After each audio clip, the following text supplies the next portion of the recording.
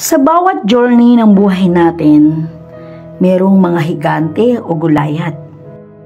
Maaaring ito ay problema, pagsubok, kahinaan, karamdaman man, pag-uusig at marami pang iba. Ang mga gulayat na ito na minsan ay siyang nagpapahina sa atin at madalas ito ang nagiging dahilan kung bakit tayo nahihirapan magsimula muli at bumangon sa pagkakadapa. Katulad ni David, nadaig niya si Goliath dahil sinamahan siya ng Ganun din ang gagawin ng Panginoon. Sasamahan niya tayo at tayo'y magiging matagumpay. Kapag ang Diyos ay nasa atin, ay magkakaroon tayo ng tapang at lakas para madaig natin ang mga gulayat na ating pinagdadaanan. Walang imposible sa Diyos, magtiwala lamang sa Kanya. Mga salita ng Diyos sa mga awit 27:1.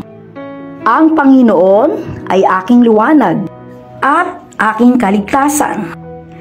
Kanino ako matatakot? Ang Panginoon ay katibayan ng aking buhay. Kanino ako masisindak? Mga salita ng Diyos sa Isaias 41:10. Huwag kang matakot sapagkat ako'y sumasa iyo.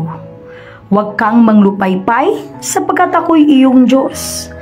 Aking palalakasin ka, oo, aking tutulungan ka.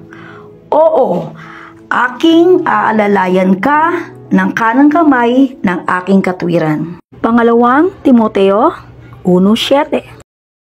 Sapagkat hindi tayo binigyan ng Diyos ng espiritu ng katakutan, kundi ng kapangyarihan at ng pag-ibig at ng kahusayan. Mas dakila ang Diyos kaysa sa mga gulayat na ating pinagdadaanan.